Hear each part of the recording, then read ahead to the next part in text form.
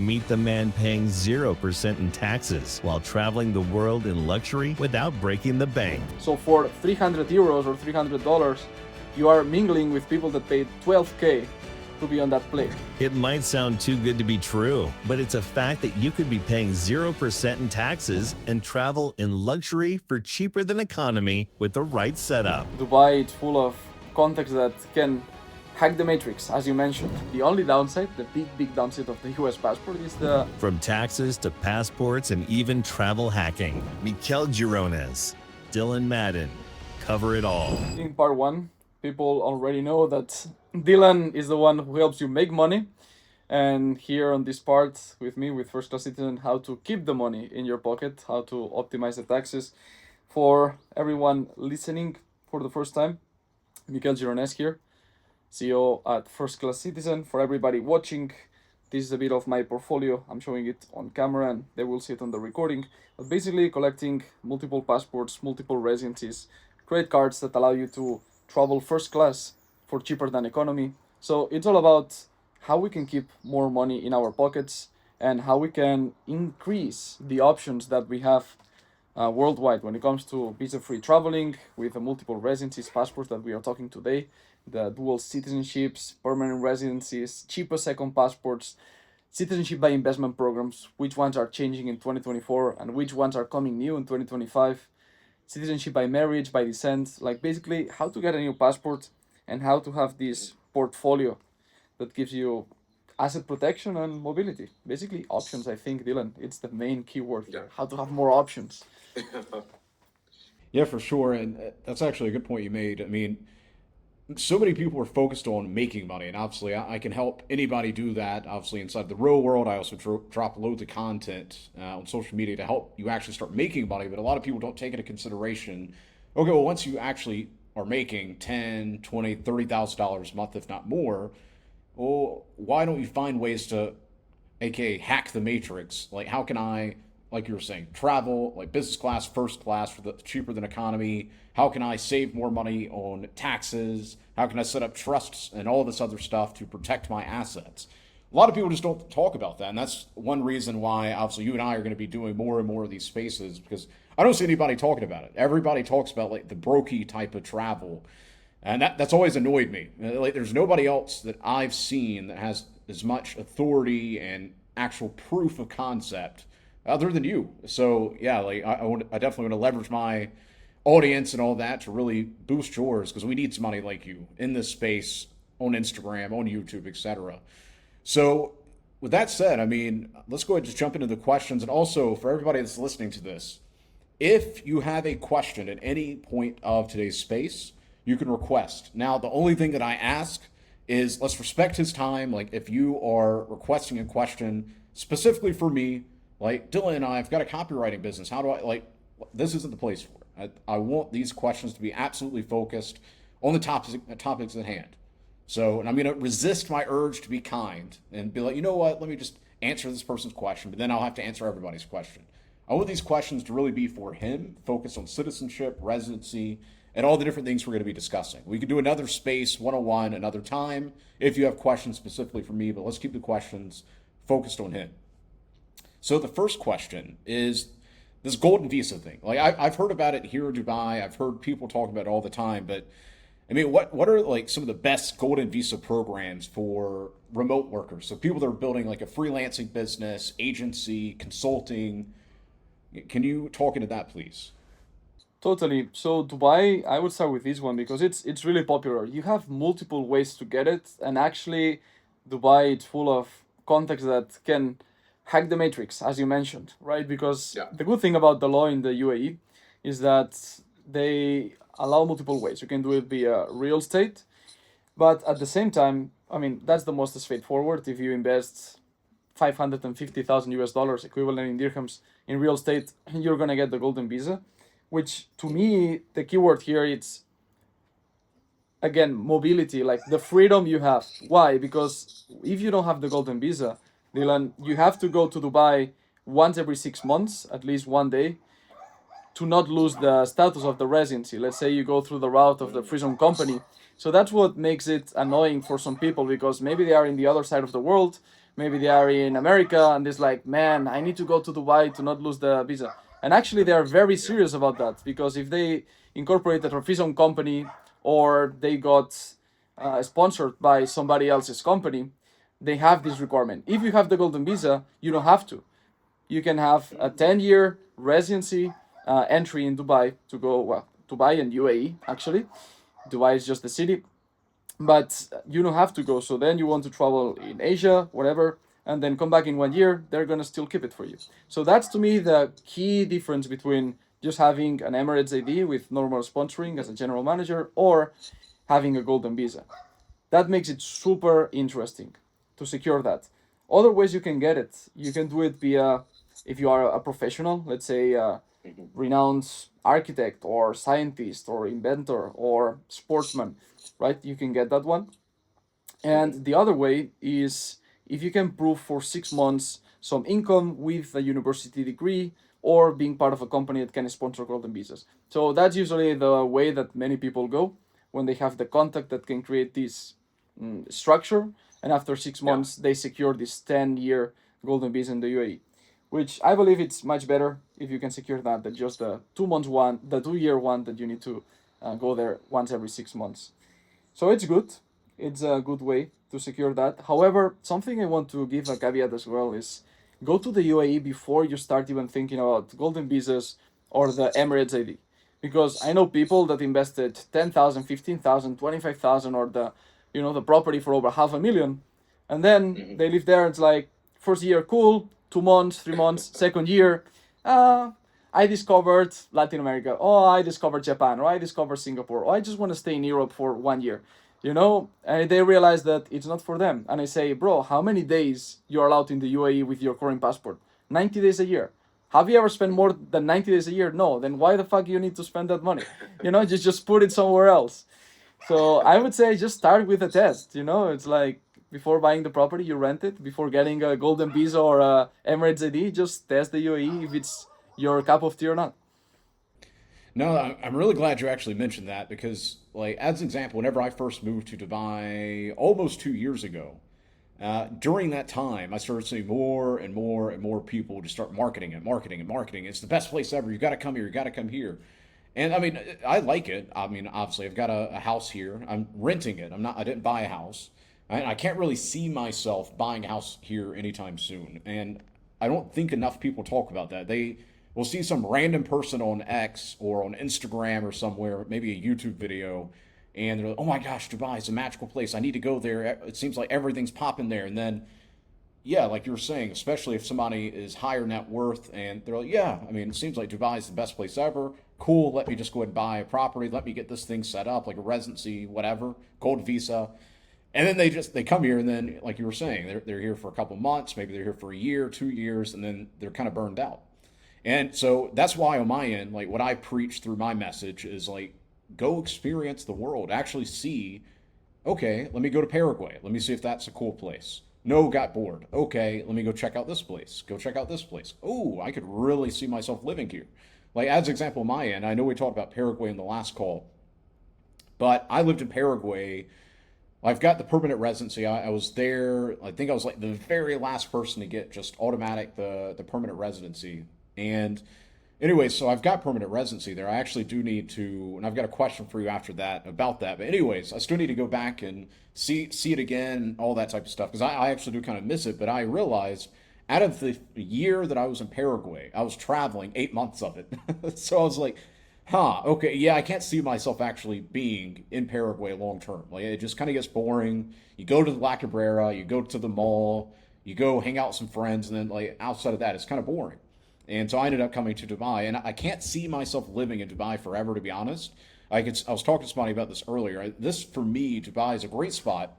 Like, it's got opportunities, all that type of stuff, but it's really not my vibe like it used to be. And so I could see myself maybe spending 4 months here, 5 months here, and that's a message. You should actually tweet about that. That would actually be a very good tweet, maybe a video, something like that. But go actually experience Dubai. Go experience Japan, Paraguay, Singapore, all these places before you see somebody say, oh, this place sounds awesome. Great. I can save on taxes. And then you go and you set it all up. And I would encourage everybody that is at the point right now to where you can actually think about this monetarily. Go book a call with the first class. Like, book a call with them. Literally go follow him right now and just book a call. They'll answer all your questions. They've answered my questions already numerous times, which leads me to my last question. Then we'll jump back into the spaces.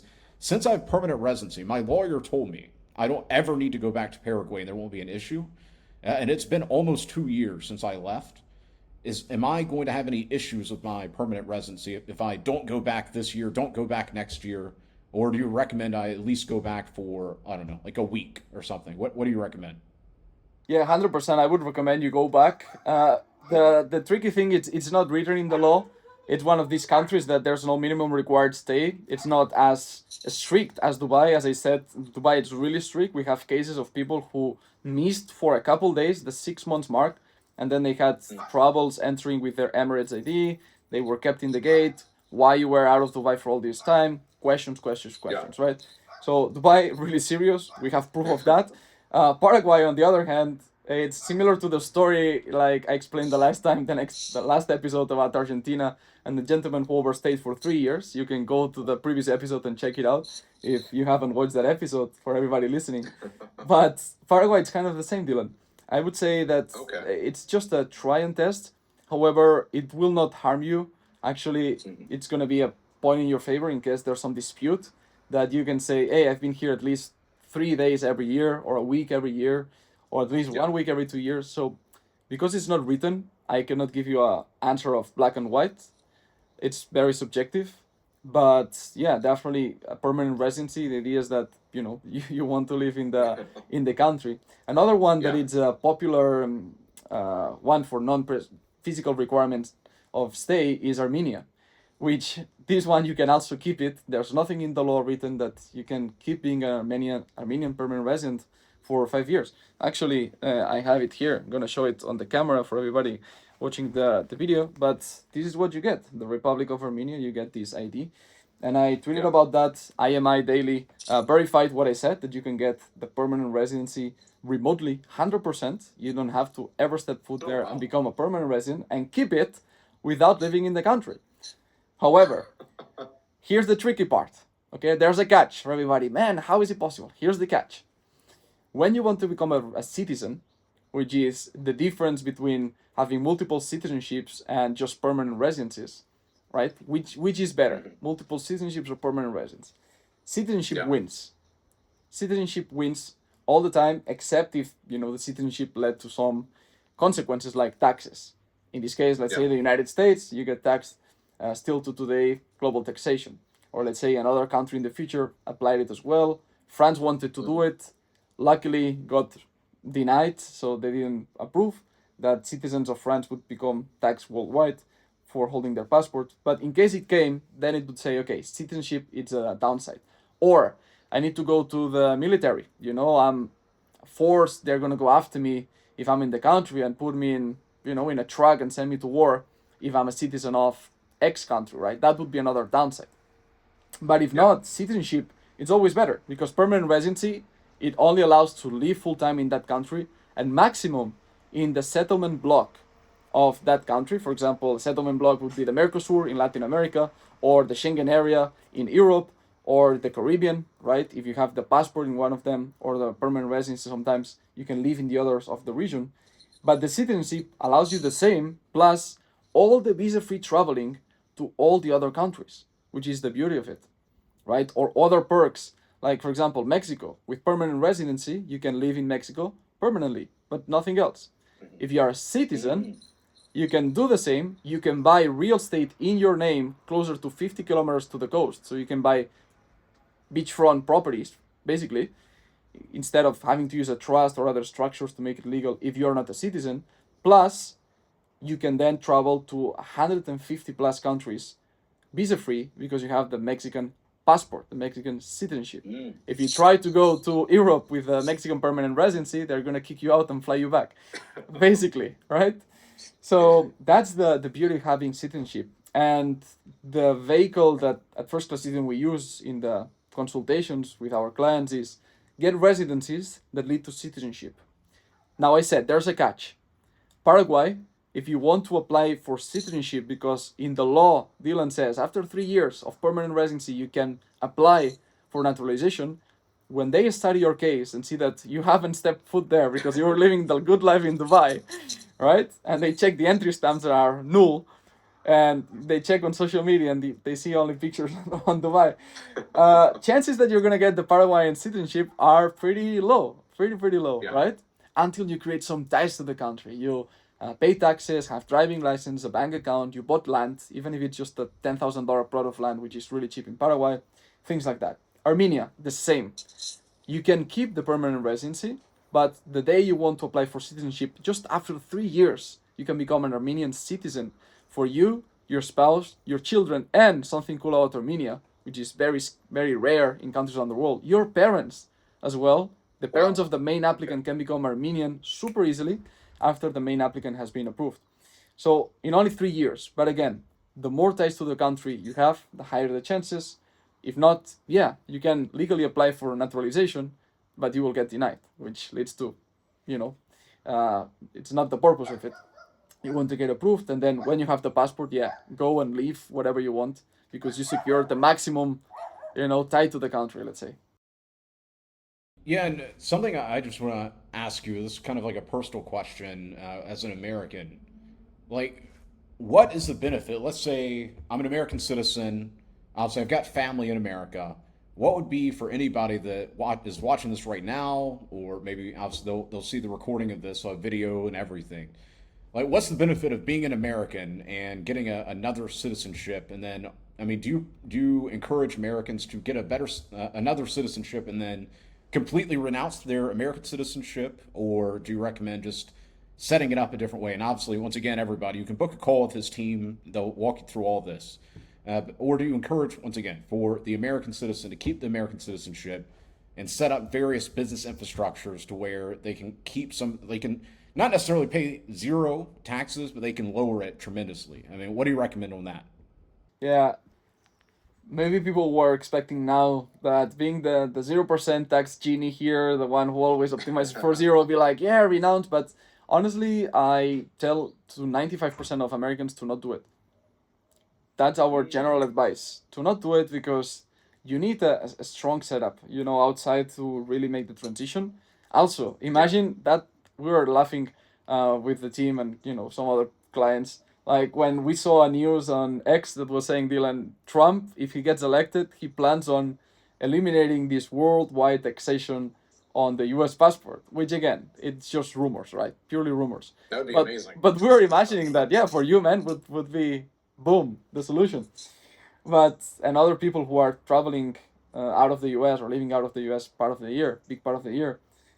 But that was hilarious because imagine all the people who invested $250,000 into a St. Kitts and Nevis passport and, just made tried to explore all the loopholes, etc. And then boom, comes a law and just says, hey, you didn't have to, and you just lost, one of the great passports in the world. I think that US and Canada are two great passports. I just pushed Canada a little bit higher because they don't have, as of today, the worldwide taxation. But it's a great Right. passport, the US one. The only downside, the big downside of the US passport is the citizenship-based taxation. If it was not for that, man, keep it. It's incredible.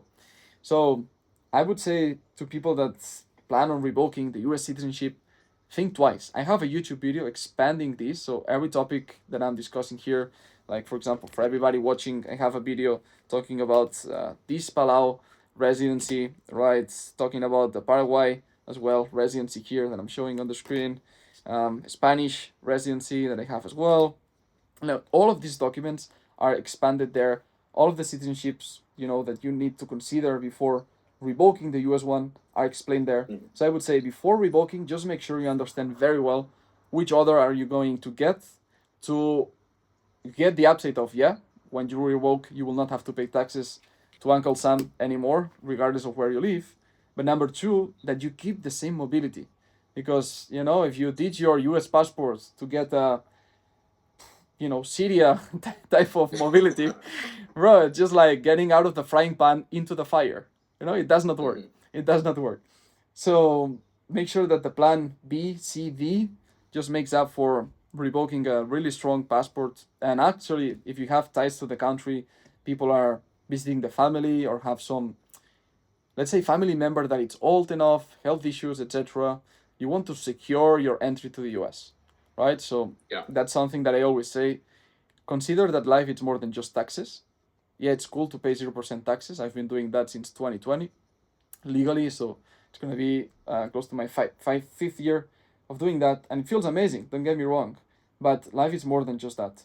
Life is more than that. So make sure that all the other parts of your life would not be as affected if you revoke the U.S. citizenship. Plan well the move, and the reason I say 95% of people know is because they are acting too impulsively. I would say that's the trend, Dylan. They don't plan ahead or they don't have the resources. They try to revoke when they would just save, let's say, 20K a year in taxes. And it's like, bro, no, it's not the time to make this move, you know? Like, do it if maybe saving in taxes would mean 5 million a year in taxes. And with that 5 million, it's so justified to invest 250 into a new passport or two new passports, let's say. Well, speaking of two new passports, I mean, what would you say is like the cheapest second passport that you can buy, like 2024 and 2025? What would be that? Yeah. Yeah, would be Vanuatu, probably one of the cheapest ones you can get, citizenship by investment. It's pretty straightforward, pretty fast. We have direct contacts as well with the government, so we can get pretty great deals for Vanuatu. And regardless, like even if they overpaid a bit more with multiple middlemen, it would still be 130, 150K US dollars, which used to be the similar price of the Caribbean countries. But Caribbean, as we know, St. Kitts went from 125 to 250, so it got a bit more expensive. But Caribbean is still an option. Then we have Turkey as well, 400,000. The good thing is not donation, it's real estate investment, so they don't lose the money. They can just recover it back with the appreciation in the future. And something interesting as well, Dylan, is not only citizenships open you doors. You could get, for example, a Vanuatu passport, which they might say, oh, but Vanuatu lost the visa-free access to the European Union, and it's correct. It had it, it lost it because the EU didn't like that they were giving away these passports for so cheap. However, it takes around 10 days to get visa for Europe, for the EU, for Vanuatu citizens, and it's valid for 10 years. So yes, Oh, it's wow. not immediately visa free, but what's holding them back for just requesting Canada, US, EU, UK visas take, let's say, 1 month of work, of paperwork and bureaucracy, but upgrade a passport that does not have access to the EU, for example, right away, but just they have a secure 10-year visa. The same way that if you are Mexican and you need a visa for the US, yeah, instead of paying 250,000 for a passport that gives you access to there, or spending 5 years in, let's say, Chile to get the ESTA visa for the US, just okay, do a little bit more of paperwork and that's it. It's so funny to see how much people value the visa-free countries. Oh, this one it's better because it gives me more visa-free access to the world. Great, but it's not that much of hassle, to get a visa that's valid for 10 years. I mean, it's just once every decade. It's not that much work or headache. So still, I would say, what if people thought a bit out of the box, and instead of spending more on a passport that would be stronger for visa-free countries right away automatically, getting a cheaper one but upgrading it with all these pieces that they can request after. Ah, perfect, perfect. I mean, is this something like even if somebody that's watching this, maybe they're not ready for like a citizenship or big residency or anything like that? Does first class citizen also help with sorting visas and different things like that? Mm-hmm. Yeah, totally. And that's the next Okay. point. As I said, instead of citizenship, why don't invest, for example, in Latvia? It's the cheapest Yeah. and fastest residency today for the EU. Once you become a Latvian resident, you can access the full Schengen area. And the cost is, drumroll, 50,000 euros investment in a Latvian company. Oh, wow. 50,000 instead of 250 donation and things like that. The cool thing, after 5 years, there's a contract in place with the providers we have, the partners in Latvia, that they give a Hmm. 50% buyback. So 25,000 euros are going to be back into your account out of that initial 50K investment. So it's virtually like a super cheap residency to secure permanent access to the Schengen area. That's why we have so many clients, like we onboarded 3 like recently, that were jumping on this train because one, this train is gonna be over.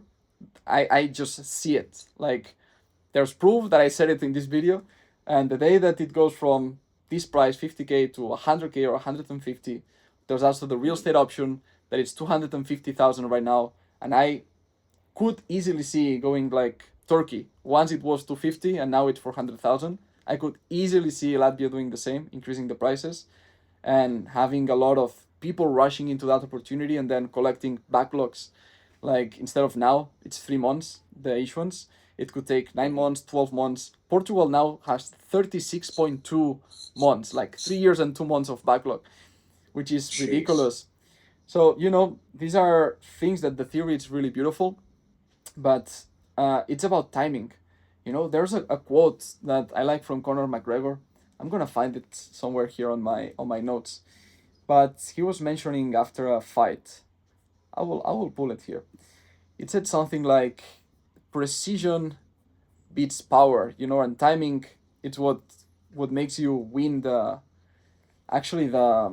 fight. I will find Yeah. it here and share it with you in a second. But the timing of things in this residency and citizenships world, this industry, it's crucial because something that you decide one day too late and you overpay $125,000 for something that you Dude, got it's half the massive, price one day before, because literally there's one date that it's the before and after that date it's over. So I would say to people, collect as many as you can that makes sense for you right now, because guess what, in 2 years it's not going to be easier. It's not No, going to be cheaper. 100%. To build upon what you just said, actually, like I got to Paraguay, and then literally I finished my permanent residency, and it was like literally the week after they decided, okay, no more permanent residency. I think it was like a 1 or 2 year residency that you got, and then you could be considered for permanent residence. So for anybody that's listening to this, like, don't just sit on the sidelines and be like, oh, wow, this sounds really awesome. One day I'll do it. Like, no, I mean, if you're already at the point where you're doing some travels, look into ways that you can set things up. Like, as an example, I was just recently in Georgia, set up banking. And first class citizen, fantastic. Like for anything you need in Georgia, obviously Armenia, Singapore, UAE, I mean, you name it, they take care of that. And speaking of timing, since we're still in 2024, I mean, the citizenship by investment, so like the citizenship by investment programs, how are they changing in 2024? And do you have any predictions for 2025? Yeah, actually, some of the most exciting citizenships we have in the lookout, we are already in touch with the government there and providers, etc. It's the Solomon Islands. Really interesting because very close to Vanuatu, one of these remote islands that, could be a plan C, plan D, if something happens in the world, there's a war or a lockdown, whatever, you can go there, super remote, nobody's gonna bomb there because they can't even find it in the map, pretty much. I don't even know what that is. Yeah, exactly, right? So it's like, imagine Russia, we are gonna send a bomb to Solomon Islands, and then the prime minister be like, but Putin, we have a problem. We don't know where it is, kind of. So you can't bomb a country you can't locate in the map, and that's the good and the bad thing, the back and the feature. When you want to do things, it's so remote that the country is so small, you can find connections to high positions in power really easily, and you can get deals much straightforward directly from the source versus try to get Yeah. into high power in the US. You need to go through so many layers, and the stakes are so high in terms of how much money you need to access level of the president, let's say. So that's a bug or a feature depending how you look at it. But the cool thing is they are currently a country that has the visa-free access to the EU, similar to what Vanuatu had before it got revoked. And it looks like the price is going to be similar between Vanuatu or the Caribbean Max Max. So we are talking about a new exciting citizenship, 2025. Q1, we should have information publicly available from the government. That's the deadline they give. And yeah, it could be a $150,000 to $150,000 passport with access to the EU. Interesting for a plan C, plan D. Again, there's other passports that you would buy before, but that's one of the exciting things coming this new year. Trains that will stop I think this 2024 or 2025, it's gonna be the end. Might be the Armenian one. This one that I'm showing here on camera that I showed before, Armenian permanent residency. It's a train I would not sleep on. I got it for that reason. I got many clients in one go. We actually went to Armenia. It's publicly on YouTube. We posted a vlog sharing how they opened the bank account in one trip, signed all the documents in 30 minutes in the office because we prepared everything before their arrival. And actually, we processed a few of them that were complete remote. They just sent the documents, power of attorney, all the legal papers, and boom, they got the permanent residency. One got it this week, 3 days ago. I saw it on Telegram. The providers, the partners we have there said, hey, it's already issued. So they are now set to the day they want to create a bit more of ties to Armenia, they can get a citizenship. Again, do not guarantee it, but if you can't get the permanent residency, let's say they stop this process or they make it much more difficult in 2025, it's going to be a train that will have left the station. So that's a good one. Paraguay, again, I don't see how Paraguay will make things easier with the history that we have, as you mentioned. You were one of the last people that could get permanent residency directly. You were very lucky. You actually not just lucky because you were committed and took action. You know, God rewards the people who take action. Then the rest call them lucky. But you did it on time. And Paraguay might get more difficult. A lot of people moving there. I see so many YouTube videos about people moving to Paraguay and then becoming, official service providers in Paraguay after 2 days in the country and already promoting it, and you can do the residency through me. That's funny to watch. The OGs, we were there like time ago, and we already have the network set there. But Paraguay is gonna, I think, stop or make it more difficult. So this is where I would put the eye on, honestly. Yeah, for 2024 before it gets too late. And the last one would be for the credit cards. This card that I'm showing here as well on the screen, the Chase Sapphire Reserve. This card that gives you 3 points per dollar spent in many categories of daily use. So allows you to, let's say, with $25,000 of spent that you would do regardless through a debit card, you can get a free flight or cheaper than economy from, let's say, Barcelona or Madrid to Dubai or UK to Dubai. So people might be sleeping as well on getting these cards that every day, every month, we see that the banks are getting tougher on the KYC requirements. So before you didn't have to have even an address, and now they ask you for a utility bill to log into the portal of the electricity bill to show them live in front of them in the bank that you are actually not photoshopping the document, that you are not faking it. You need to log into that. So it's crazy. Like, you need to go through a lot of hurdles, and we see this like this month of November that we are shooting this. People are in Miami right now from our clients. So we help them navigate this, but it's just getting more difficult, more expensive. When 1 year ago, I got these cards like more than 2 years ago, and boom, it was so easy, like so easy. So again, if you want to fly first class, business class, I'm talking lay flat beds, caviar in the air, shower, unlimited food, like this experience where you connect also with people, Dylan, there in the lounge area of the A380, the famous plane of the Emirates airline. You connect with people that pay $12,000 to be on that plane because they don't use the point system, but you are. So for 300 euros or $300, you are mingling with people that paid 12K to be on that plane, right? So you get access to a network that it's incredible. And if you leverage this properly, you can get it so cheap, like literally $300, which is the cost of the taxes of the flight. Yeah, 100%. Everything in life is about timing, as we've already covered. It's about speed and, just finding ways to leverage the current thing, which now I've got two more questions, and I'll see if anybody else has any questions. But what are like the top 3 countries to gain citizenship through marriage? Because that's a topic I've actually, when I've been in Serbia, I've been in Georgia, and we sit around talking about these types of things. And I've always kind of wondered, like citizenship through marriage. What would you say are like the top 3 countries? Good one.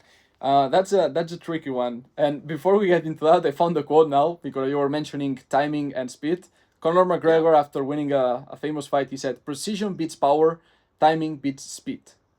I'll say it again. Precision beats power, like the right punch in the right place, Yeah. it's better than just a super powerful punch in the wrong place. And timing beats the speed. So when you throw the punch, where you get the residency, when you get the US credit card, beats the speed of how fast you want things. You know, now you might want Paraguay super fast, the passport, but if you have timed it correctly in 2022, you would get to the passport much faster than now trying to leverage context or bribing people or things like that. So that being said, back to the marriage question. I would say there are many countries that offer that. It's not difficult. Like Spain, it's one example. If you marry a Spanish citizen, if you marry a Serbian citizen as well, it's a great passport to have. The Serbian one, you can also get it by exception. And the good thing about getting it by marriage is that many countries will not force you to revoke your previous citizenships. Interesting fact here: if you want to get Serbian after 3 years living in the country, which you can, you have to revoke your previous citizenships.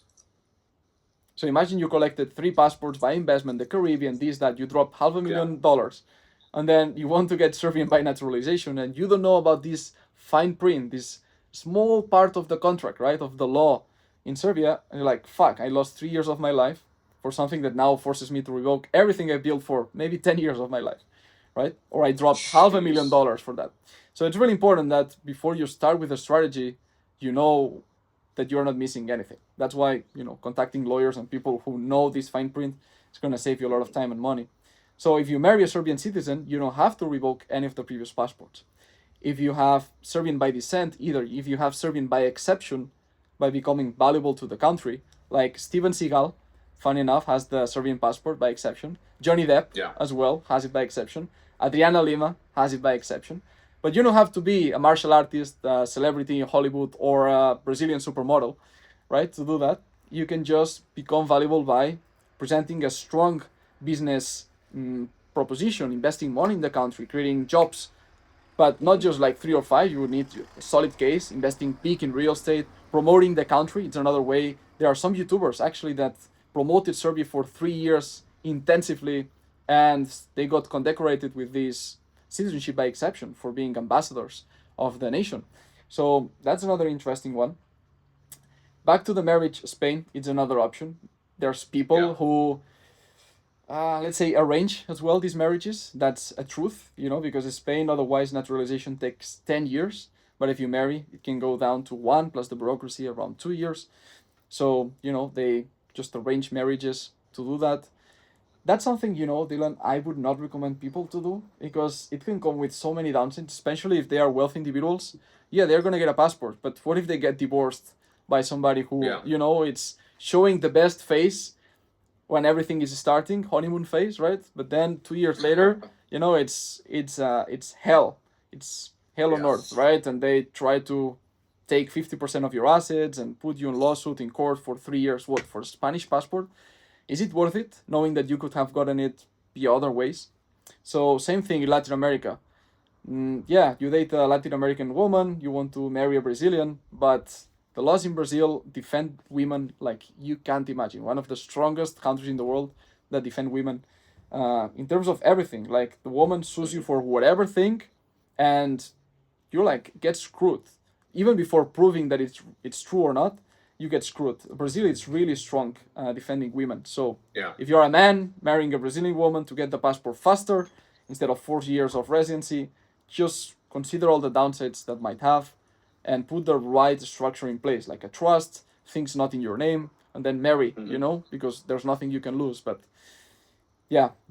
I would say be careful with that one. The same with children. Don't try to have a child just because of the purpose of that. You're bringing to the world a new baby, a new life, and just for the passport, it's not, I think, the right reason to do it. If you're already going to do it, fantastic, then get a passport for free, right? Because you would do it anyways. But I would say our clients usually take marriage or birth very low. It's not the high percentage of getting new citizenships because of, the other collaterals in it. Yeah. No, I 100% agree, and it's always annoyed me when people like the passport bros back in the day, and this is another thing, I'm looking forward to your account growing more and more, and then you just start decimating all the other quote-unquote people that do the residencies and passports. But there was this idea that was floating around probably like a year and a half ago, oh yeah, just fly here and have a baby with this random girl so you get citizenship. I don't like that. Because not only is like the main thing is from a moral standpoint, like it's a life that you are bringing into the world, when you could just actually take it the correct way, obviously hire your team, and you guys can take care of it the correct way. So I 100% agree with that, and it's something that has annoyed me for a while. These people that are like, I don't like passport bros. You're the only guy that talks about passports and residencies I actually like and respect, because like you've actually got morals that you do it the correct way. I like that.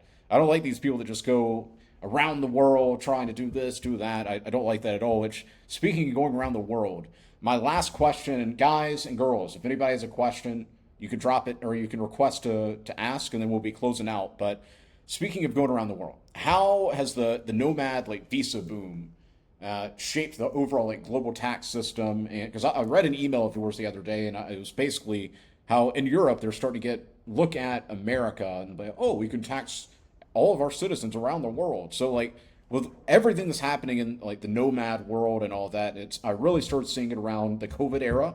But like how have you seen it shaping the global tax system, and where do you see it going into, let's say, the next 2 years?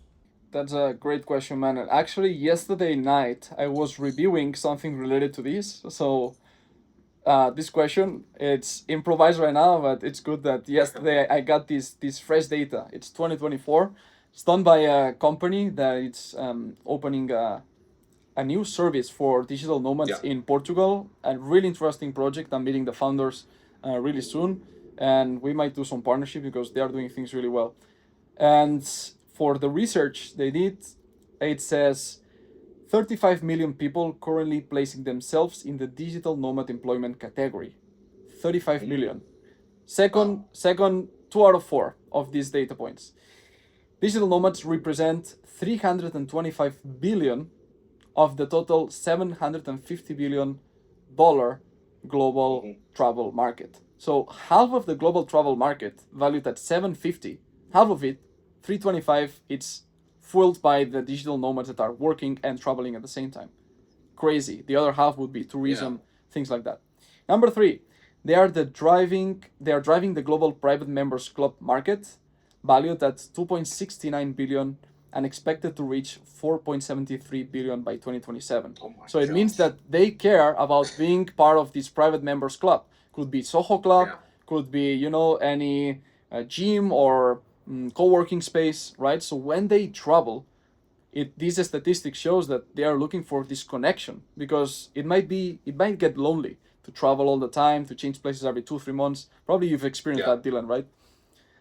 Yeah. When I mean, that's why I travel with my team. Everywhere I go, like I'll bring Colson, I'll bring sometimes 2-3 people with me. Yeah, I did the whole travel alone thing. It's not the best. It's better to get your money up and then actually be able to be like, okay, guys, we're all going here. Correct. That's ideal. You bring your team around. I also bring the videographer around that is taking the shots. We shoot content, and it's ideal. Yeah. And the number 4 of these statistics about the digital nomads, to answer your question, $258 billion. That accounts for 75% of the global luxury market worth at 345 billion and growing at 12% per year. So it means that they are also not just traveling as brokey expats, brokey backpackers. This shows that every time the digital nomads, probably because they are saving in taxes, 2, because they are leveraging this geo arbitrage that you talk about a lot, Dylan, of make money in dollars and spend in a weaker currency. This works well. They are also savvy enough to hire from other countries that they can leverage as well the currency exchange. So it means that the global luxury market, it's now being taken over the digital nomads. So how is it shaping these tax systems, which was your question? How the nomad visa boom is shaping global tax systems? Well, as countries start to see that nomads are making more money, as we have this data in front of us, and they are not paying taxes anywhere, they're not gonna like that. And I made a video actually on this because talking with a gentleman that it's really into taxes, he's this type of nerd. He does not have social media. He's just into books, into papers, just researching taxes and changes. So that's the type of people as well that we partner with at First Class Citizen. I'm not a lawyer. I'm not an accountant. I'm not this nerd on the library or, on papers all day on the internet, but we have these people there, right? So we can all Right. form this cluster of experts. And he said, man, I see it coming maybe before 2030, so it could be this decade, that governments will tax you for how many days you've been there in that country.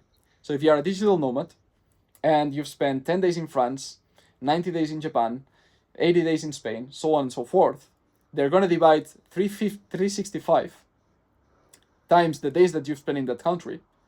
And because they will track, we are going towards a cashless society, or that's what they try to force. They will have track, whether it's with crypto or with transactions, digital or credit card, doesn't matter. Everything is going to be digitalized. So they will have track of what money came in and out of your account. On whatever net profit that you made, it's going to be connected with something called CRS, this exchange of information that more and more countries are joining because of pressure of the rest of the world. And it's going towards that direction. You know, everything digital, everything trackable, and countries knowing as well digitally with the smart gates like we have in Dubai or many other airports that you scan the passport, they scan your face, they know when you enter and when you left. So imagine installing that in the land borders as well, where there's a lot of freedom, but this freedom can be over if they install the same type of devices. And a point where they know where you've been by the date exactly, like the flight you book, add your name, etc. How much money came in and out because it's digitally tracked. Then the third step would be just saying, okay, I don't care, you're traveling, good job, like live your life. But if you were making money while in Japan, you owe us money because somehow the environment or the culture allowed you to make $110,000 this month that you were in Japan. So these 30 days you were here, you owe us X amount. Then next month the same in France. Then 3 days in Paraguay. Then etc. etc. It's a bit scary, to be honest, because I can see how technology allows for that type of control. And two, that's again the quote that I was sharing before about timing and speed. Conor McGregor says, precision beats power, timing beats speed. Make as much money as you can tax-free right now. It's another reason for me to say, let's leverage the 0%, flat 0% tax setup that I can make myself, many digital nomads or perpetual travelers, so that you keep all the money in your pocket, reinvest it, grow your business as much as possible. So let's say, Dylan, by 2030, we have to pay taxes worldwide, regardless of the country. Even if you spend less than 6 months in any country, you will already have built your assets, your passive income, your real estate portfolio, or crypto portfolio, whatever it is, so that at that time you just don't give a fuck because you have fuck you money, or you are at the point that's like, I already built my wealth. The rest is a bonus, but I already have a really comfortable lifestyle, right? Yeah. So in case that comes, at least I would say to everybody, use this window of opportunity where this is not enforced or not even a reality to this day. Yeah, 100%. And to close out, because I've actually got to go get ready for a meeting, guys and girls that are listening to this, like everything we've covered today, like it shouldn't make you be like, oh my God, the world's ending. Like, stop with that garbage. I don't like all these psyops that are being pushed all over the internet, and they're like trying to make you just feel like you need to be urgent. You need to be systematic. You need to find a way to generate money. If you want to find a way to generate money, obviously I teach that inside the real world. I've got so much stuff, so much content on YouTube, X, etc. that teaches you how to do this. And then, now that you've got cash flow coming in, because crypto is not going to save you, stocks is not going to save you, cash flow will. You need to get your cash flow up. Well, now you need to maximize that cash flow by talking to people like him. Go to First Class Citizen. Maximize, get some residencies, maybe get a citizenship, find ways to set up where you can take advantage of lowering your taxes, if not going to 0%. And this is all 100% legal. It's all about how fast you take action. Everything that you're hearing about today, it's all about timing. Like I shared earlier, I got the last permanent residency that was allowed in that specific country, and then they changed the program. So with everything that's happening around the world, instead of you being all reactive and scared and, oh my gosh, the world is ending, you need to look at it without emotion and be like, okay, what are my objectives? Okay, I need to fix my cash flow. Great. I'm going to listen to everything Dylan Madden says. I'm going to fix my cash flow. Now I'm going to go over and follow Miquel and then talk to First Class Citizen so that I can set up my infrastructure properly. You can do all of this within the next 1 to 2 years if you start today. And speaking of which, you should have already been doing it. I mean, if you're watching this right now, you should already be doing it anyways. So with that said, guys and girls, I want you to go and follow him. I tagged him already in this tweet. To go follow him. And if you have any questions about anything that we've talked about today, I highly recommend you go message, just send him a DM, set up a call, and take it from there. Is there any last message you want to drop for everybody, bro?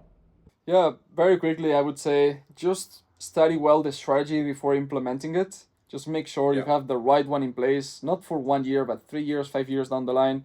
I'm showing here as well on camera, like the Emirates ID that I got, the UAE residency, like all of these residencies that I got. Most of them, I don't even need them. I just did it because I want to know the process in and out so that I can guide people through the process. So I would say always follow people, not just me, but whoever did whatever you want to accomplish, because these are the qualified ones to then show you the path, not just somebody reading something online and then making a video, or arriving in Paraguay 2 days and already being experts in Paraguay residencies, right? So that's important, who you listen to, and then plan ahead and take action. You are not in a rush, but we have to start doing something today. Better 1 year too early than 1 day too late. That's the final message. Yeah, 100%, bro. I look forward to us doing episode 3 this coming week. It's going to be powerful. But yeah, guys and girls, go ahead and go follow him right now. He's dropping loads of awesome content that's very, very actionable. That's something I like about his content. Is I don't, most people, they just sit there and they drop all the surface level stuff. That's basically what most people do, but he actually goes out there, he puts actionable content out there where he explains everything. And as I said, if you have any questions for him, just go ahead and hit him up in the DMs right now. But anyways, bro, thanks for taking the time to come and share your knowledge, and I look forward to talking to you next week. Totally. Everybody stay hydrated, like Professor Dylan shares, to make more money, right? And see you, everybody, in the next episode next week.